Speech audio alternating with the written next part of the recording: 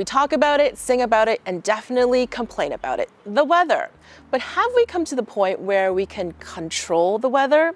Technically, that's still too good to be true, but the winds might be changing. Let's talk about cloud seeding.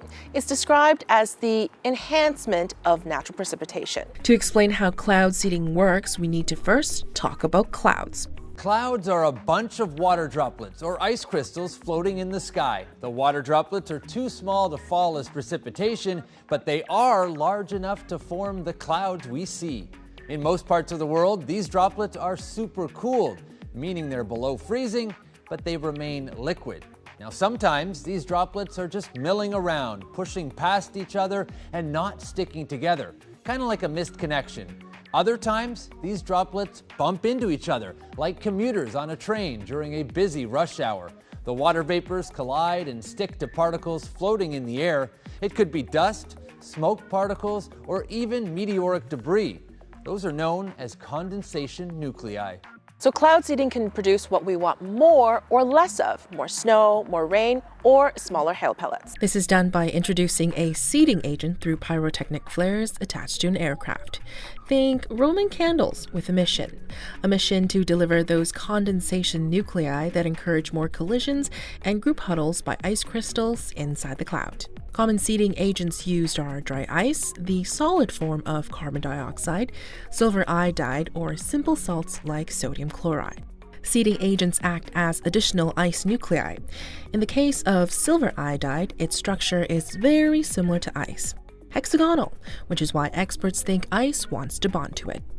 When silver iodide is used in a cloud, water droplets begin to give up water vapor and shrink. At the same time, the ice crystals already present in the cloud collect this moisture and grow.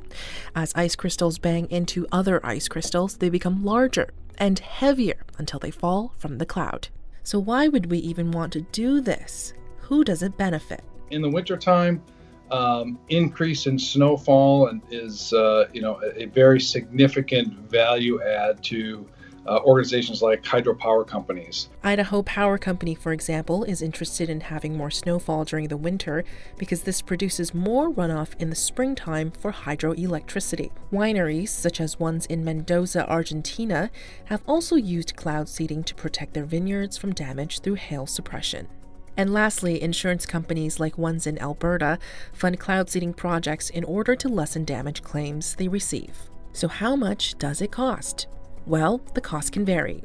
Hail is the most expensive, rain projects less expensive, running $200,000 to $1 million a year, and that might produce an extra 1.5 to 4.5 meters of snow in the mountains, or an extra 50 to 125 millimeters of rain in the summer. And you compare that to what is in the market price for water, or comparable technologies in creating more surface and groundwater, that is desalination, groundwater recharge, some of these, or even building dams and infrastructure, we're a fraction of that cost. So now that we know how it works, here are some myths busted.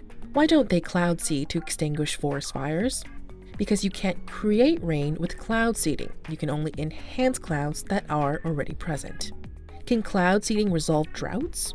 Not really, because all precipitation requires clouds. If it's already dry, there won't be enough moisture to rise in the air. No clouds, no extra moisture, no chance of enhancement. However, what can be done is to increase snow production and rainfall when there are clouds to work with. In other words, it needs to be preemptive. But does it work? In 2008, Beijing claimed that they made it rain early with cloud seeding to ensure blue skies with the Olympic opening ceremony. In contrast, the American Meteorological Society released a statement in 2010 saying there's still uncertainty whether current cloud seeding techniques actually work to achieve the desired changes in precipitation.